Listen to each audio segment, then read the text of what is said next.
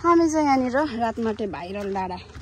बेलडारको viral डाँडा भनेर चिनिन्थ्यो अहिले चाहिँ रातमाटे डाँडा भनेर चिनिन्छ यहाँ पुगिसकेको छौँ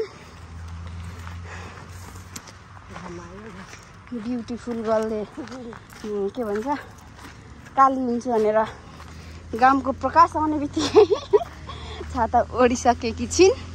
अन्त हाम्रो मम्मी चाहिँ हाम्रोमा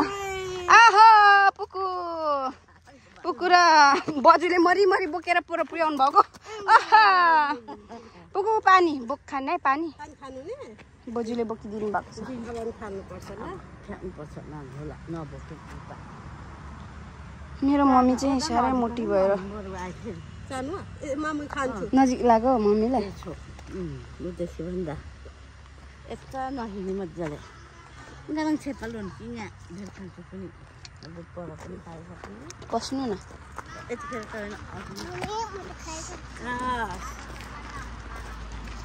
मामाहरू किन त हो तुमा त्यसलाई मामा यहाँ चाहिँ मामाहरू बस्नुहुन्छ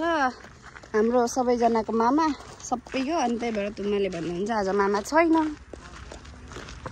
आउनु त म थाक्नु भयो अनि यहाँनिर चाहिँ अहिले साह्रै राम्रो छ क्या नेपालको झन्डा ममा यसलाई त यो होइन उयो अब उहिले जे भनौँ गरिएन भने बर्थडे गर्ल चित्त दुखाउँछ होला आजको दिन त ल ल ल यस्तो गर्मी छ नि आम्मा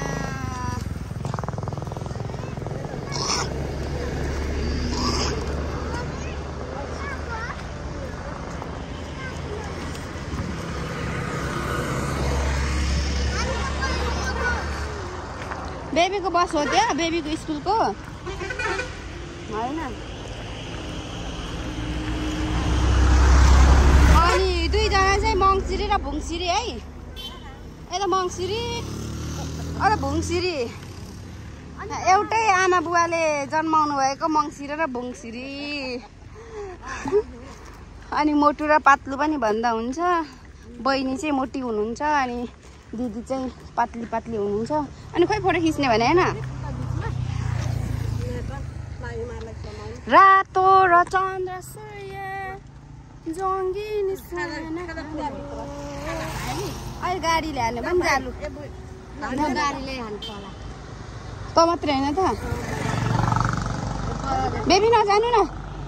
बजु समाउनु त नायुलाई हाम्रो पारो चाहिँ अब झन्डा भएको फोटो खिच्ने अरे मैले क्यामेरा अफ गरेँ